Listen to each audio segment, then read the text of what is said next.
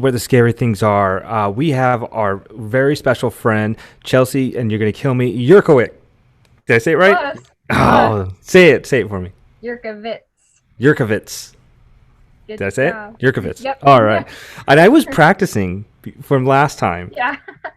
and I butchered it. It's I don't know. I feel Oh, dude. ashamed. How are you? How's everything going? I'm doing like super good. Like 2020 is like people say it's like a bad year and stuff because Hmm. like yeah, there were like bad stuff that happened, but for me it's like it's been like a life changer, you know? Like I'm like so much better off than I was like a year ago. So it's it's been good. That's great. And, if I'm not mistaken, last time we had you on, we spoke about the Abigail haunting, which we absolutely loved. Unfortunately, Chris was not on that show or horror. It was just me and Muse, but we had a great time. And Chris did an awesome review. You got to go back and listen to it. And since that time, I think you've had two movies come out. One we'll be talking about tonight, The Crumbs. And the other was like the cross, the 13th. What was it? The Yeah, the 13th Cross hasn't 13th cross. actually, it hasn't come out yet, but we Oh, did have our premiere. The release is slated for March, and it's going to be a big worldwide thing. I think they're going to have like a separate release in Europe and all this stuff, so it's going to be a big one, and I'm excited because it's like it's a really weird, gritty film, but I think it'll do really well. so you're going to be on a show for a third time. You're going to be our first three-time guest. You're already invited. Oh, okay. I was like, I think this is my second time. So no, well, I mean, in the future when Yeah, the when the cross comes 13th out, Cross comes yes, out, I'd love to come back. yeah. So I want to talk a little bit about your role as Victoria in the Crumbs. We'll get into that, but I had a quick question. It's kind of silly. Okay, Um, you're you're young. You're a beautiful gal, thank you. and you're busy. You're making these movies, and you meet a guy and you tell him you're an actor or an actor, and oh yeah, that's great. What movies have I seen you before? And maybe he's not into horror. I don't know. And then you tell him the movies. He goes back into. You ever had this situation like, wow, you're like hardcore, man? Did you ever Well, have this I situation? I kind of wish that I had like that situation. I think that would be pretty cool. But like when you're in something like acting, in a way, it's kind of like being like an Olympian or something like that. Like Mhm. you have like I don't know, like my like circles are kind of it's I like I a lot of the mostly just like the people that I see and like hang out with are like also in the industry and Mhm. stuff. You're kind of like it's I don't know, it's like hard to explain, but like in a way when you do something like this, you're like a little bit like isolated from just like the outside world and stuff like that. Because it's like I don't know, like it takes up a lot of like my life and stuff. And so like most of the people that I like meet are also like in the industry in some way. Mhm. And so like the boys and stuff that I like hang out with are like even if they're not, you know, in stuff on this like scale, like it's usually like I met them, you know, doing like a short film like years ago or something. And so they all know what I'm doing or they like do it too. So Mhm. it's not I don't really like meet a lot of people just like off the street that like have nothing to do with like the film industry. But I mean that would be cool. That would be cool. It's like because sometimes you like meet them, but they're just like random people that like come up to you or whatever. Like I've had people like come up to me like, oh, I saw Abigail hunting, you know, and that's like super cool. But like I'm not gonna like get to know them and like date them because I'm like I don't know that person. But yeah, like most of the people that I like know are like have known me for a long time and already know this is what I do, or like they they like also do it like to an extent. Right. So your role from Abigail haunting, and we take a different turn here in your character as Victoria. Uh, Wow. How much fun did you have with this? I mean, it sounded like you put a little accent on, you had a little limp, the wardrobe, and just the character itself and what you had to do. And how did you come across this role and why did you take it? Well, so it was like it was very vague at first, and I didn't even know that this character like was a thing. This sounds like super sketchy because most of the time you go through like your agent or like somebody else that you worked with or whatever. But this, I literally found this like casting on the internet that was like, um, we're casting this film out of LA and we're looking for these people to play major roles in it. And they didn't even say what the film was, what the roles were. And I am from Salt Lake City, Utah, but I was like I wonder if they would be looking like out of state. And this is before Abigail Haunting or any of that, so I didn't have all this like reputation kind of thing. And so I sent the casting director my demo reel, and she really liked it. And it was like really funny because apparently they weren't looking out of state; they were just casting out of LA. But she really liked it, and she wanted me to like be in it. And so she didn't tell the director and the producer that I was not from LA. Like they thought I was in LA. And that was like the best thing a casting director has like ever done. It was like super funny that she did that. But so I pretended like I was in LA with this casting director for like months actually, and we did this like whole casting process and stuff. And when they started like inviting me to like send them auditions and stuff, then it was kind of like, okay, this is what the movie is, this is what the character is and stuff. And it just happened to be there's this character that's like the perfect age, the perfect like look. It was like, wow, like I could totally be this character. So I made some like audition tapes and stuff and like sent it to them. And this was over the course of like several months. And then the the casting director emailed me and was like, okay, so the director is going to call you and talk to you about something. I'm like, okay, like that's a good sign, because you know, like the director doesn't just call you if you're like not going to get the part. And so I was like, okay, I'm going to get the part. And then so I waited like the whole day for the director to call me, and like he didn't call me. And I'm like, oh my gosh. And then like the next day, then he called me. I was like, okay. And then so he talked to me for like a long time, just like his life story, and like didn't offer me a part. And I'm like, are you gonna offer me a part? And I'm like, okay. And I was sitting like right here, like where I'm sitting right now, like at this desk. I was sitting at the desk. So anyway, I was like sitting there, and I'm like, why are you telling me your life story? Like, are you gonna offer me a part?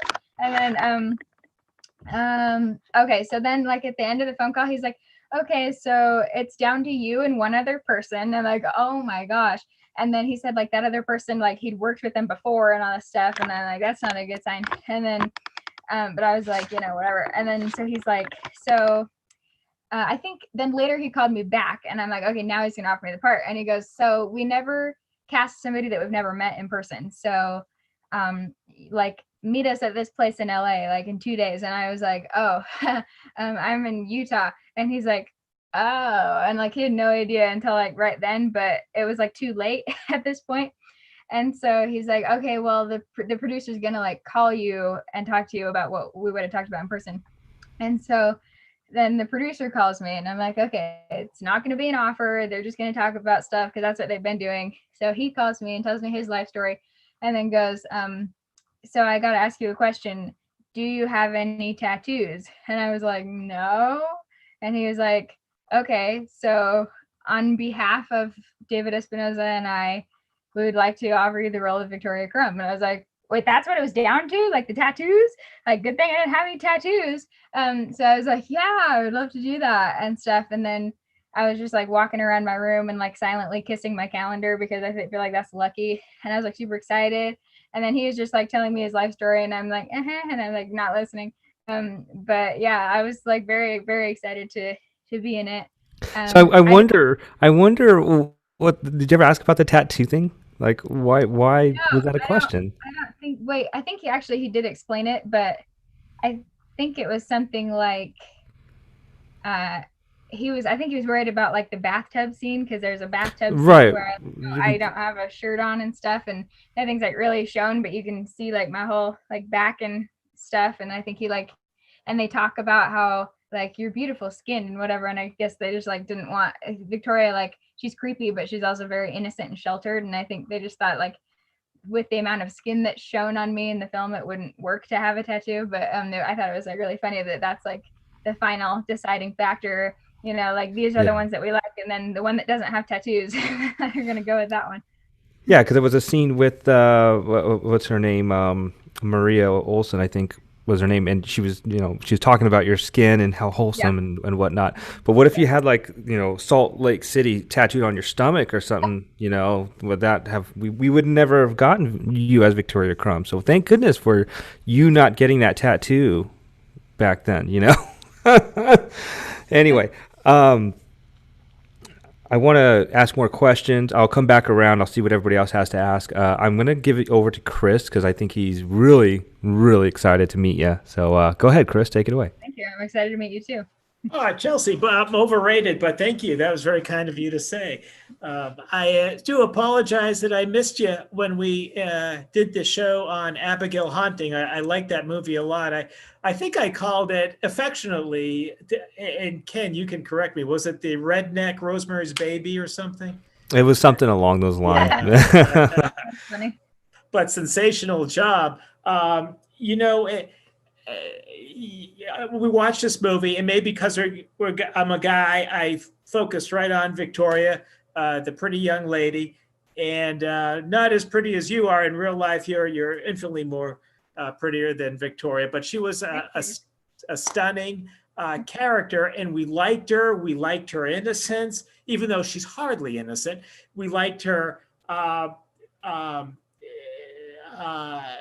gentleness, even though she was hardly gentle. In reality, she's a monster. You did so well in making this monster lovable and likable, and we want you to do so well. It's kind of like Boris Karloff making Frankenstein a sympathetic figure. This couldn't have been easy. Was it easy, or was No. it? Yeah. Yeah, did you have to get coached through it, or was your personality and was your acting enough for it, or was it a very, very difficult role where you constantly had to look at what you were doing and change things up? Well, it was very difficult going into the production because David Espinoza, who directed it, brilliant director, but he was very much like, I'm going to leave this entire thing up to you, and that kind of freaked me out a lot. And he wouldn't answer like any of my questions, and he'd call me to talk about like what I think about the character and stuff, and I would ask stuff like, okay, what should this club foot look like, and what do you want for this, what do you want for that, and he wouldn't answer, and he'd just be like, you research it, you figure it out and stuff. And so I went on YouTube and I found like videos of people walking with a club foot, which was like hard to find because usually they like have it fixed when they're like a baby and stuff, and so it's hard to find videos of people walking with a club foot like as an adult. But I like found them and figured out how to do that, and figured out how to do that in a way that wouldn't like damage my foot or anything.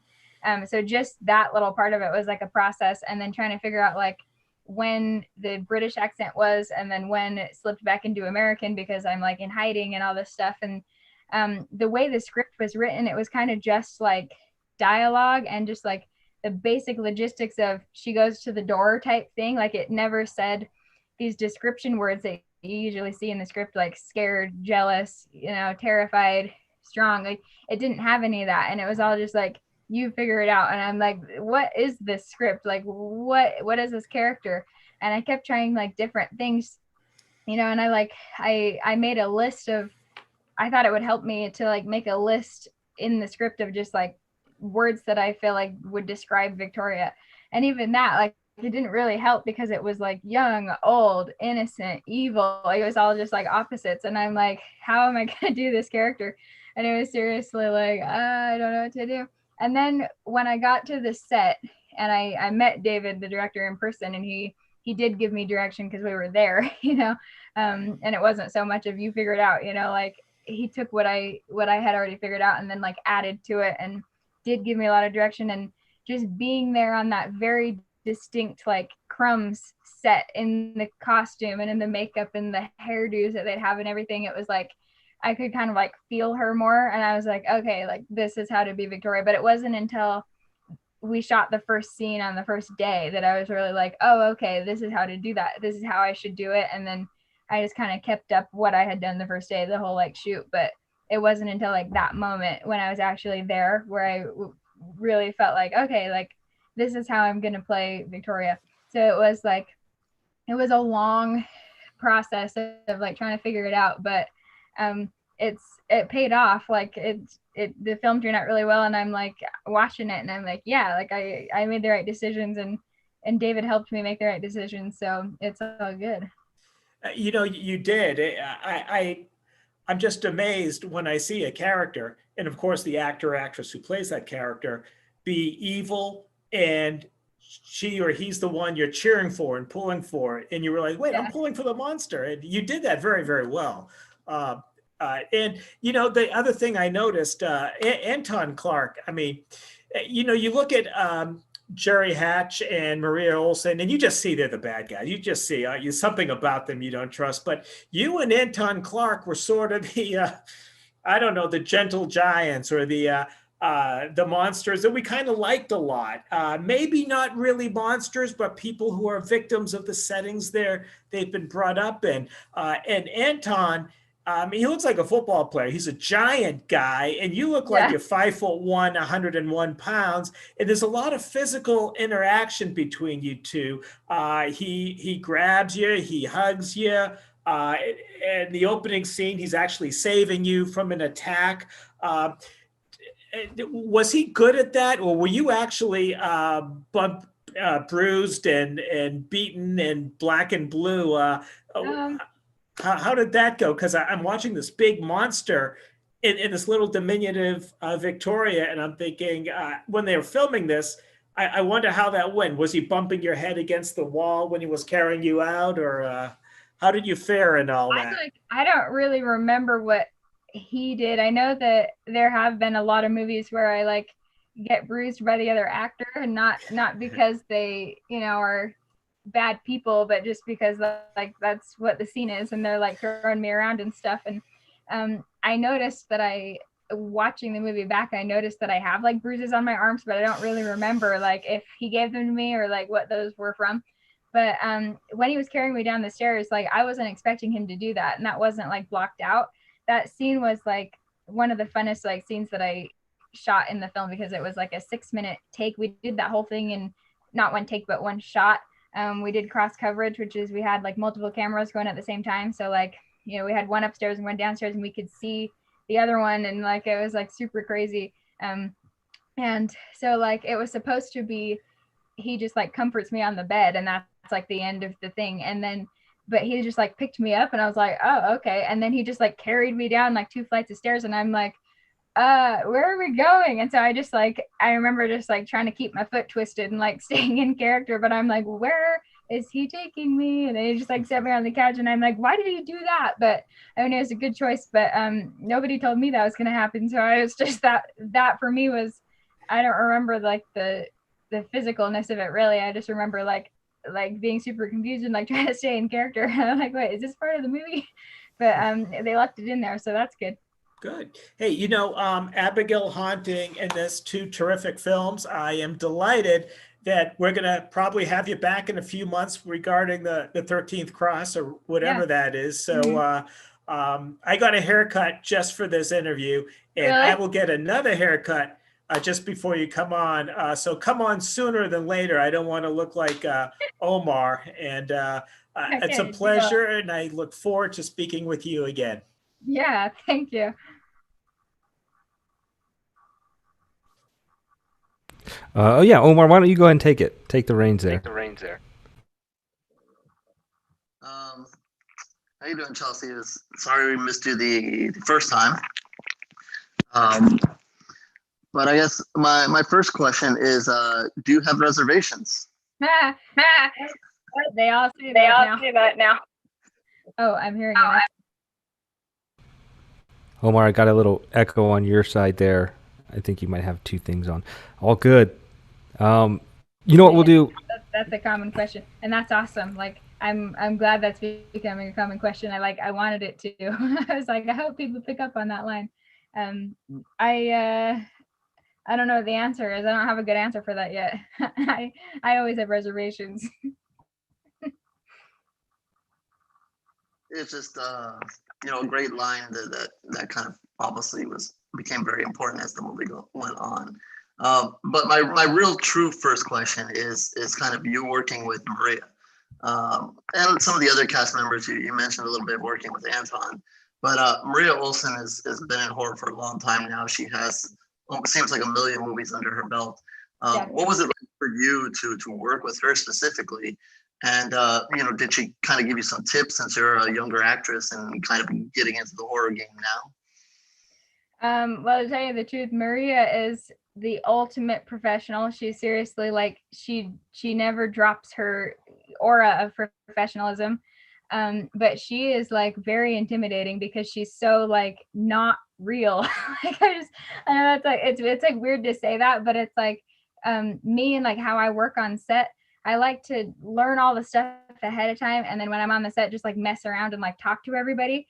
And I'm like, that's just like what I do. And then so like I try to talk to her, and she just never loses her like, just professionalism and her like Irene Crumb, and she's just like she's kind of just like, why are you talking to me? I kind of like got that vibe a little bit.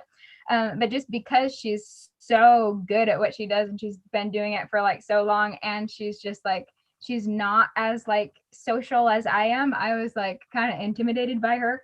But it was really cool to like get to work with her, and I definitely like tried to match what she was doing on set, because she was like just so good and could bring the creepiness and bring the emotion and bring all these things like when they needed to be there. And so I definitely like was watching what she was doing and trying to live up to that, so we could be seen as equals on screen and not like, one of us is better than the other one or whatever. But it was really funny because I always make it a point to like steal little things from the film set, and I thought that was a normal thing, and I assumed that she'd like done that a lot.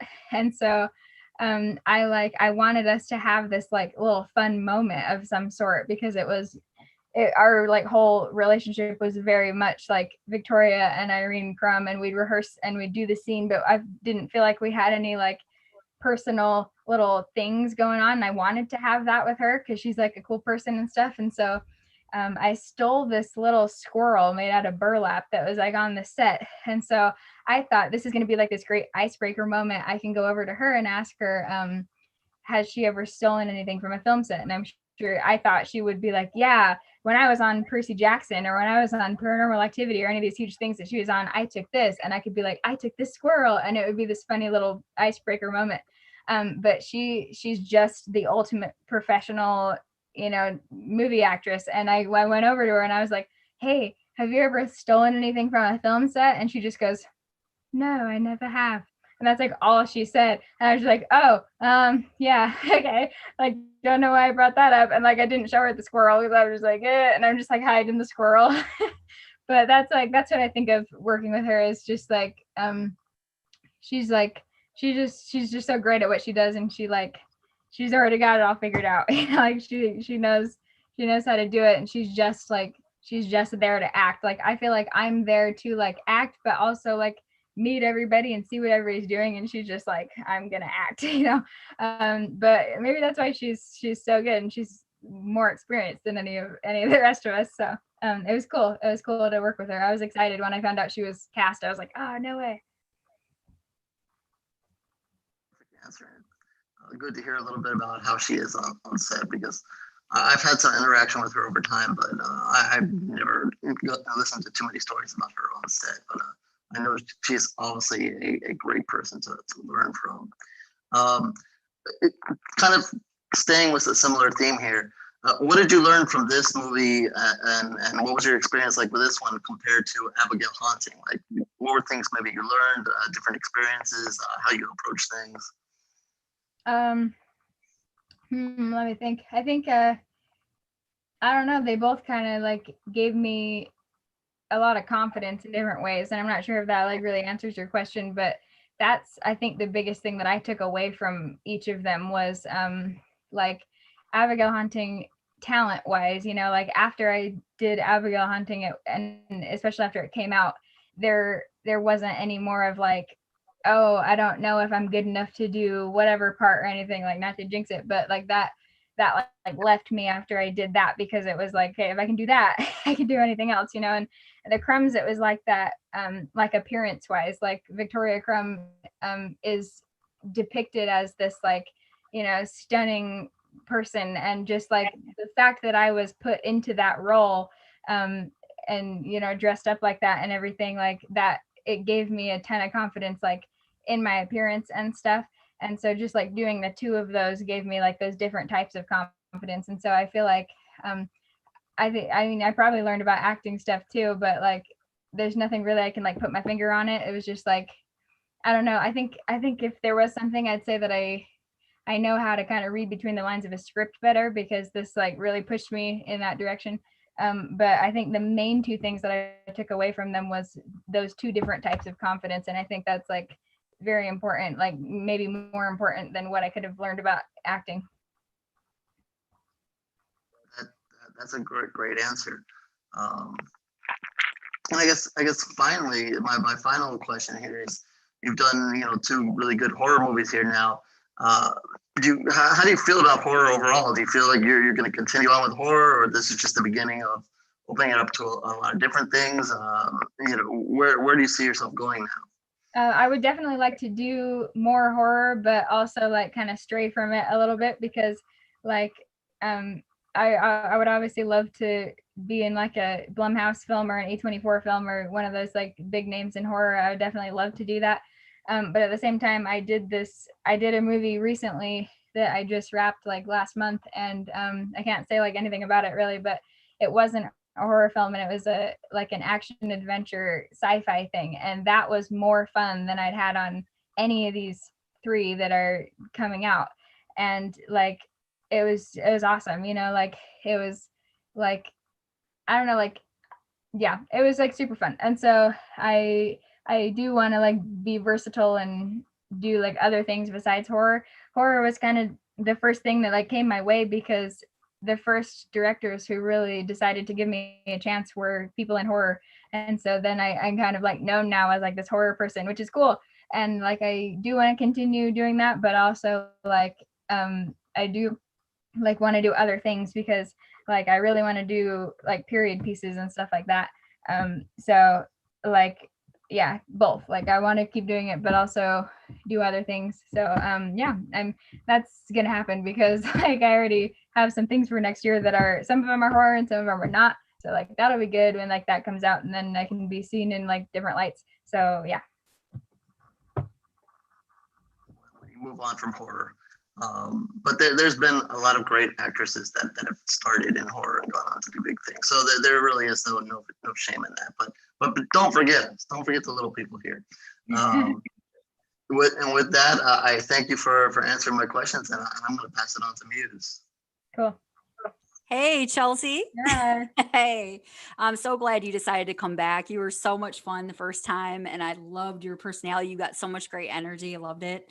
And you talked a little bit about how you like to kind of like, goof around on set and things. So I thought it'd be good to open up with the question, what were your favorite moments while filming The Crumbs, or maybe like some funny moments like behind the scenes that you can remember? Well, the main one that I think of with that was like, one day it was the director's birthday, and we thought it would be like super funny to incorporate like happy birthday or something like that like into the scene. And so it was the last scene of the day, and it was where the Spanish couple like come in and say like, this is the freshly butchered piece of meat, and then we're all like talking at the dinner table. And so we filmed that, and they got the take they wanted, and they're like, okay, that's a wrap, we're gonna go home. We've been there for like 14 hours, and we hadn't like pranked him yet, and we were like, wait, we need another take, and they're like, he's like, what? We're like, we have another idea, we want to show you like another thing that we can do, and we can add to this. And David comes over and like puts his hand on the table like all dramatic, because he thought like we were super serious here, and he just goes, I never give actors another take, but I like you guys and I want to see what you can bring. And he like walks away. And so it took like 20 minutes to like set up this like shot, because like the boom guy had like started to leave, and we were just like trying to tell like the director of photography like, this is what the shot should be, and he's like, why are the actors like telling me what the shot should be, and like all this stuff. And then so we finally like got everybody to like pretend to do this, and the girl came over and was like, this is a freshly butchered piece of cake, and like set it down, and we all started like singing happy birthday to David and stuff.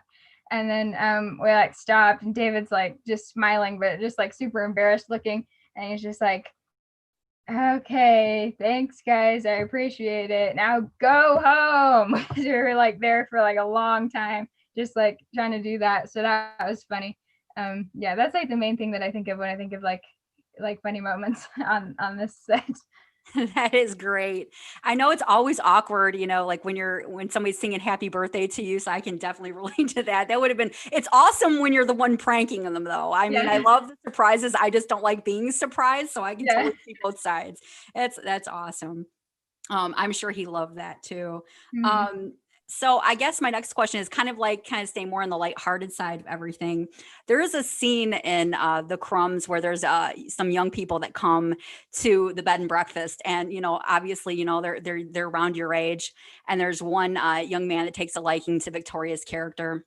And you can tell she kind of likes him too. But there's one young lady in the group that's asking about Wi-Fi at one point. And I cracked up because that's me. Like, is there Wi-Fi here? Like, what's going on? I am not big on roughing it at all. And, it's definitely out there, in the woods, and it's a little bit more rustic out there, and it's beautiful. But, if you're used to technology and amenities, it's going to be a little bit different. It's an adjustment. So I got to ask you, are you okay with being out, roughing it in the middle of nowhere? Or are you one of those people like me that's like, okay, where do I plug in my charger? Where's my stuff at?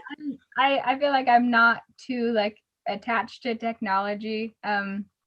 Not that I like to like camp and stuff all the time. It's just like I feel like there's more to life than like the internet and stuff. And so like I do like to like see what people are doing on Instagram and stuff like that, because I'm 21 and that's what happens. But I feel like I use the phone and stuff like the least out of my like group of friends and stuff like that. Like I have a friend who has his like lights in his room like kind of attached to like his like cell phone app or whatever, and he like changes like the color of the lights like like from the app and stuff. And I'm like, I have like Christmas lights in my room. like I don't like use the phone to turn on the colored lights and stuff. So like I feel like I'm a little bit of both. Like I definitely like use it and stuff. Like I post on social media and stuff.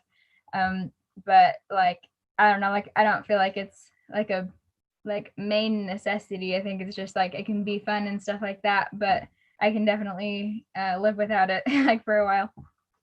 I definitely think your outlook is definitely good because it's a good balance. I definitely think, it's important to stay connected, but at the same time, you should not rely on it because sooner or later you may not have it for whatever reason. So I love your outlook on that. That's the best way to be. So I'm going to get serious for just a second with my last question.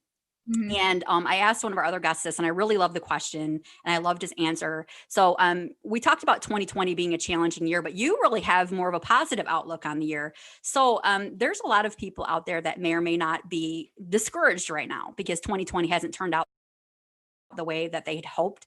So if you could give anybody a piece of inspirational advice, like what would you say to people that are discouraged right now? Well, I would say that like everything that happens, like it happens for a reason, and you can get like something out of it. Like I like when I say 2020 has been like good, I don't mean that it's like been super duper fun, because like it's been, I've had like a really like hard year, but I'm like coming out of it like so much better than I like was before, because like so in February I found out that I have this mental disorder called psychasthenia, and I've actually had it my whole life, but I was misdiagnosed like 15 years ago. And so I grew up thinking that I had something different, and that was why I like couldn't handle it like super good, because I was doing things that people do for this other illness. And then when I found out this year that it was really this other thing, it's like now I can try things and cater to like that instead of like this other thing, if that makes sense. And so like just like this whole year basically has been dedicated to like getting that under control. And it has been like really, really, really hard. And I've had like really hard like months with it, but it's like I feel like I'm actually going somewhere. And like before it was like when I would get it under control, it would just be like temporary, and now it's like I'm really like, okay, like this is like I'm coming into the light here. Like it's like I'm like it's gonna be easier like from here on out, because I like had to go through all that stuff. And so like I'm glad that I like went through all that stuff, because now it's like gonna be better, you know, like next year and stuff like that. And so I think that's like what I'd say to everybody, that I know that's like a very unique like experience, but even if you like had to go through like a bunch of hard stuff this year, it's like you have to do it like at some point, because it's like gonna turn you into like the person that you want to be and stuff like that. So I would say like even if you had like a lot of bad stuff happen, try to find the good in it and see like what you got out of it, because I think that there's something that you can get out of everything. I absolutely agree. I love that answer.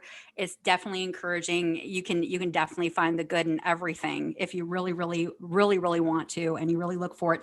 And it's been really a lot of transformation this year. So, and that can be a good thing, Yeah. for sure. So I love that. And so I'm going to hand you back. I love talking to you again, Chelsea. You were great in this movie. I loved your character. I totally agree with Chris. It was a character that we all really loved, and it was just all of you were great. Everybody had such a great performance in this one.